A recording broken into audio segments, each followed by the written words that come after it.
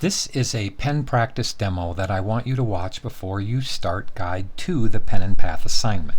It shows three simple aspects to an apple. It shows the apple itself, the leaf, and the stem. Notice how the apple has all curves that connect together. Notice how the leaf has curves, but it also has parts of it that change direction. Same with the stem. So what I've done is I've made a little template of that right here. And I want you to watch how I control while I'm drawing with the pen. Okay, and that's the important thing. Use the least amount of points you can to create great geometry. Let's say that all together. Use the least number of points to create the best geometry. And at the end of this, I'm going to show you what is a typical, and don't get mad at me, but it's a typical thing that students do when they get afraid of the pen.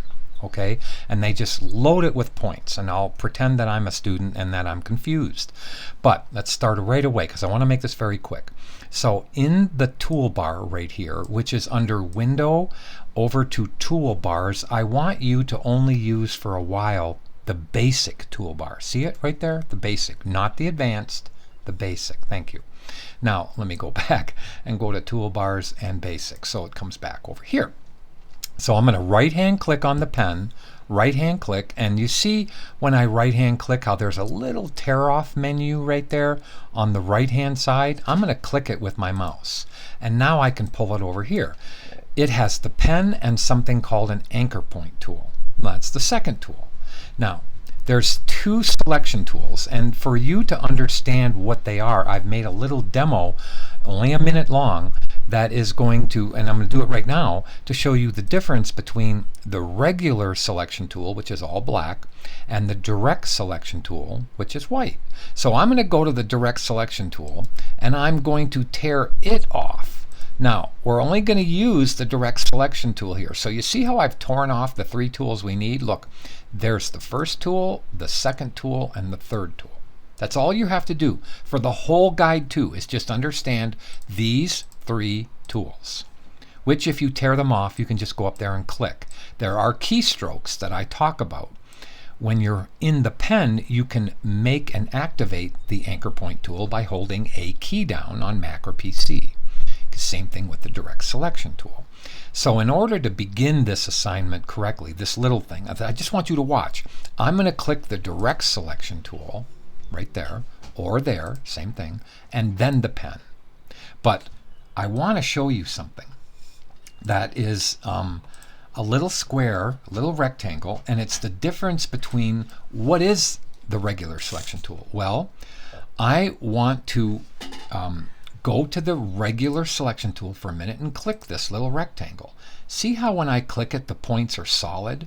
That means that all I can do with this is to just move it. Now, I basically want you, while you're doing the Guide 2, to go to View, and I want you to hide the bounding box. See where this says Show Bounding Box? Right there. It's under View. I'll just go back. Show Bounding Box. Now, the bounding box is something that lets you change the size of it. Or if I grab these little things, I can curve it like this. But I'm going to Command or Control Z back because I don't want it curved. I want it straight for a minute. So I'm going to Control Z or Command Z back. And I'm going to go, and this is what I want you to do. Would you please, not only do I want you to use the basic toolbar, you remember that? The basic toolbar, but I want you to hide the bounding box. So those are just two little quick rules. Okay. See now the points are solid. So no matter where I click, the points are solid. Now notice I can't click in the middle of this and it doesn't select that. I made this little box here and I put it, look at the layer palette, I put it underneath that main rectangle. Here's the main rectangle, here's the little blue one. Okay, it's underneath. Now when I grab it, you can see that it's got no fill. Now, if I click on the edge of that rectangle and just go to my swatches palette, which is under Windows Swatches, you can see that I can make that a color, right?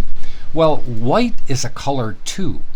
And there's the confusing part to just getting used to what this toolbar is telling you. This icon is for fill. This icon is for the color of the stroke. Now repeat that. The upper left one is the fill. The bottom right one is the stroke. So if you want to change colors on things, you have to have them be in the front. So watch how I change color on the stroke. I click it first, then I can change the color to any color that I want on that. See? Now I'm going to click back to the color that I had. Now if I want to change the color on the fill, it has to be the one in the front. It has to be. Now I can make it white. Now, you see the blue box, how it's hidden underneath? Well, when I move this away, doesn't this white look like that white over here? That means that you're going to confuse a no fill, right, with a white fill many times. So I want you, when you select an object, when you're doing Guide 2, I want you to keep your eye over here. When I select this, what is it telling me? It's saying, hey, Brian, wait. You have a white fill. You better click that to come to the front and click the none symbol. Now I'll show you what I mean by putting this here. Look, if I click this and I make the fill be white, then I can't see that box in the background, right? So if I was trying to trace a line, the white would cover it up. You follow what I'm saying there? So I want you, when you're selected on an object and you want it to have a stroke with no fill, just simply look over here and it's telling you what it is. Look at how this one, when I click on it, is a fill with no stroke. Say that. It's a fill with no stroke. This one is a stroke with a fill. Now let me click the fill and click the none symbol. So this one is a stroke with no fill. This one is a fill with no stroke. Now that's cool, and I wanted you to see that, but I'm going to turn them off. Now let's start drawing. Okay? There is such a simple way to make drawing work. And let me tell you what that's going to be. So I'm going to click the fill, because I want to start drawing around this with a black line. Okay? And I'm going to click the fill and make it none. Now I'm going to click the stroke, see that? And make it black. And look up here, it's 1 point in thickness, and I'll leave it like that. Now I'm going to zoom in, and I show you how to zoom in on the next movie, so I'm not going to talk about that. This is just so you understand how to draw. So I'm clicking the P key, or click right there for the pen. See that? Clicking for the pen. Now, follow me on this, and by the time I get done going around this apple, you're going to understand the quick way to make curved lines. Now, where do points go? Points generally go at the top and the bottom of curves. So look at how here, right here, I'm going to start and pull a handlebar. I'm going to delete this in a second, but did you see how I clicked and I pulled a handlebar? Handlebars curve lines. Say that. Handlebars curve lines. Okay? And let me delete that for a second.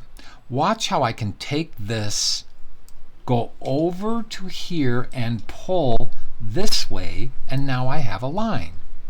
Now, if I go to the direct selection tool, right there, the direct selection tool, it allows me to grab that handlebar. And if I become deselected, I just have to reselect it to show the handlebars.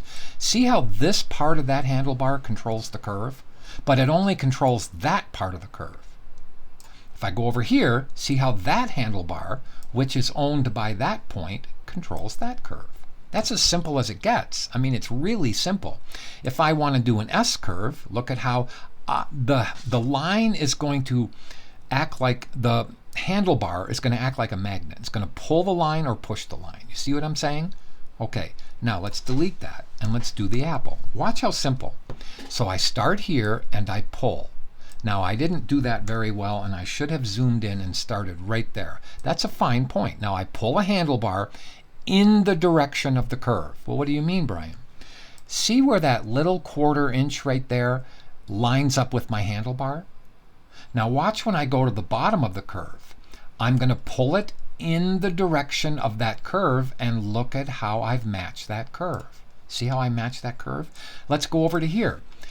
I click and I pull in the direction of the curve right as it is near the point. So now look at how I matched that one. See, and let me zoom in. See how the beginning of that handlebar is pulling in the same direction as the curve? Well, that's what I'm going to do around this whole apple. So now let's go way down to here. Where is the next big curve change? Well, it's right around here. So watch this. I'm going to pull a handlebar in the direction of the apple. Now, how do I fix that? Well, you use your direct selection tool and you pull the handlebar longer. See how the line goes towards it? Now, you want to solve a curve using both equal handlebars most of the time. So I don't want to pull this one really far. I'll never get it to be right. I have to use this handlebar for that half of the curve. Now, was that pretty simple to understand? I think so. I think it was. Now, let's go to the next one. So I'm going to hold the space bar and move down. Well, where's the next significant point? It's probably, I could go right about here. That would be fine. Or I could go down here. I think what I'm going to do this time is just go right here. So that's halfway on the curve. And I'm going to click and pull in which direction? Yes, in the direction of the curve. Oh, Brian, you became disconnected. Oh, I see. That was a bad thing to do. So just delete that out. You're going to do that many times. You're going to become disconnected. How do you reconnect to a line? You just hold the pen over it and it'll tell you. See how that's telling me that I can click and pull that out again in the direction of the curve? Now let's go down here. Pull in the direction of the curve, Brian. Cool. Go down here. Pull in the direction of the curve. Now I'll edit and fix these later. So now let me zoom in a little bit. Look at this. Pull in the direction of the curve. I'll edit it later. Okay, go over here. Click and pull in which direction? To the left or to the right? Yes, to the left, in the direction of the curve. Now let's go over here. Let's find a place right there and pull in the direction of the curve. Every single time it's been the same. Let's go back here. Where do I pull?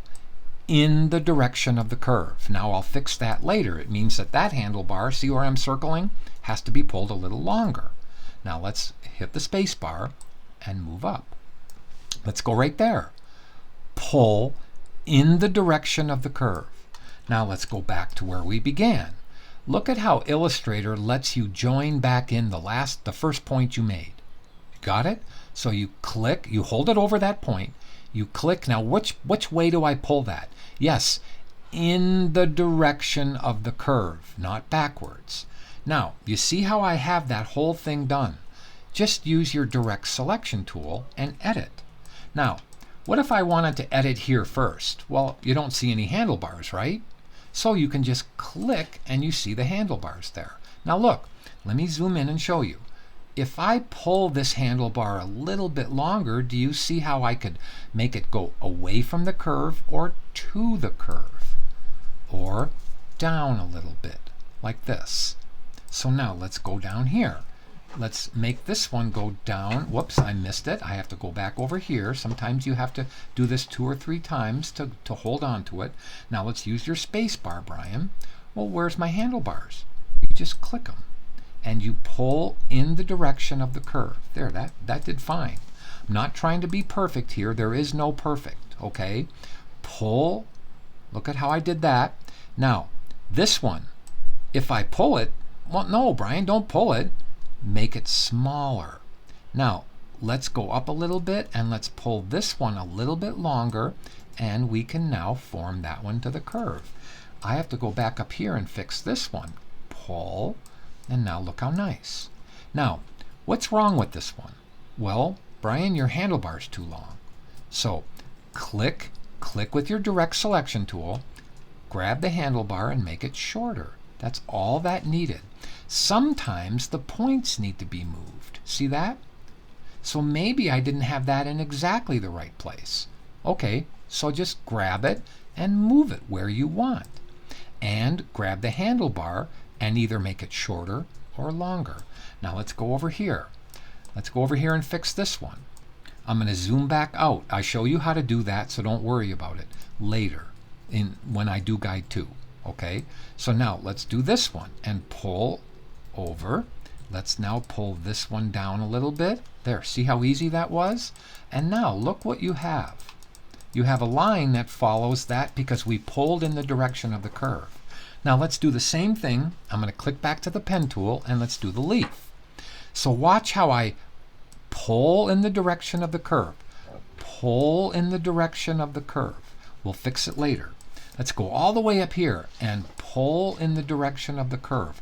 We'll edit it later. Now, how do you change direction? Okay, if I go over here, see how that forms a big loop. So what I want to do is Control or Command Z back. So I'm going to use the Convert tool, the anchor point tool. Now watch how I do this. I'm going to grab it.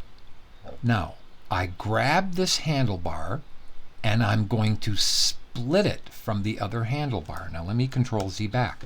I'm going to re-explain that to you. This anchor point tool right here splits handlebars. So you can change direction. It's that simple. But don't touch the point with it. Grab the handlebar. Now look at how I'm making it go in the direction of that curve. Did you follow what I just said? Grab the pen. Let's go to the top right here. Oh, I became disconnected. Oh, I don't like that. So let's delete out that point. Oh, there, if I put the pen back over the last point, I get that, which is a little indication that I can rejoin back in the handlebar, okay, in that point, and there's my, I had to pull out the handlebar first, right? This is not the line. Let me explain to you what I just did. This is not the line, it's just a handlebar. Now I go over here and look at how I have that one joined. Now this just follows the regular thing. So now let's go all the way down here and pull in what would have been, did you hear my words? What would have been the direction of the curve. Did you follow what I said? Now, we have to change direction again. So there's a quick key to do this, and I don't want to tell you what it is. I tell you later what it is, okay? So I'm going to go to the Convert tool and pull out a new handlebar. Whoops, I missed. I'm going to grab, I went into the point. I should have gone into the handlebar. See, Brian made a mistake. So I'm going to grab the pen tool now, and I'm going to go over here. Oh, I did the same thing. So I delete it out. I go back and pull out that same handlebar and go over here and pull in the direction of what would have been the curve. Now, I am going to show you the quick key, because you know how I've had to do 2 steps every time, go from the anchor point tool to the pen tool? I just want you to see something. If I hold Alt or Option while I'm in the pen, I guess I'm telling you now, right? While I'm in the pen, I get the anchor point tool. Now watch what happens when I do that. It's a 1-step thing. So I'm holding Alt or Option and I pull a new handlebar which changes direction at the same time. I'll Command Z back or Control Z back. So right now if I went down here and clicked, you see I get a funny loop, right? Okay, just hold Alt or Option and pull and change direction on your handlebar. Then you can go finish off down here and go like this. Now do you see how I messed that up? So what I should have done is keep my finger down on the Alt key. So I'm going to explain to you what that does while I'm doing it. So when I hold the Alt key or the Option key, it splits the handlebar from here and from the one I began at. So it splits it at the same time. Now do you see how I finished that off perfectly? Let me Command or Control Z back. Let me explain it again. I'm doing it twice. If I hold the Alt or Option key, look at how easy it is for me to place the handlebar where it needs to go. Notice I didn't make it real long, and this is what students do sometimes. They'll pull the handlebar and try to put it down here. Well, that's not part of the line. The handlebar's for the curve, right? Okay, so I don't let go of the Alt or Option key, go back into the first point I ever made, and pull in what would have been the direction of that line. Now, how do we edit this? Simple. Direct Selection tool. So you click it. You click that to get your handlebars, and you just maneuver. See how I'm saying that? You just work the handlebars until you get the path to guide where you want it. And if this isn't in the right place, then move it in the right place. Now let's click over here. Look, click. I have my handlebars. I pull in the direction over here, so I bring the line over. Now look at this one. Where does it need to go? It needs to go to the upper right, right? So I pull a little bit more, and that's perfect. Now, I got to see the handlebars here. Let's click it. Let's go like this and pull up. Let's go to this one and pull over. Now let's pull up. Look at how I'm doing that. I'm actually kind of forcing the line into an S-curve by pulling the handlebars closer together. Now I can click this one and just make it come out just a little bit, and look at how pretty I did that. Now I'm going to do the whole stem in the way that I should while I'm doing guide 2 with you. So watch how simple this can be. So I take the pen and I start right here and I click and I pull where? Yes, in the direction of that curve, right like this. Now I'll go way up here and pull in the direction of the curve. I'm going to edit that. Well, actually, that's perfect. Now I'll go over here and pull in the direction of the curve. Look at how well I did that. Now, what key do I have to hold down so I don't mess this up? I have to hold Alt or Option so I can split the handlebars. Let me not hold anything and show you what will happen. See how it loops really funny? Okay, so let me Control Z back. If I just hold Alt or Option, I can finish that. Now I'm letting go of Alt or Option and the pen at the same time. So that should have given you a little bit of a clue on how to make the pen work. It's an amazing tool. It's going to take practice. Always be aware of your fill and your stroke. Okay, always be aware of which one's in front. Okay, so if I wanted to color this, I would use either tool, direct selection or I don't think I finished my explanation. Let me show you what I'm talking about.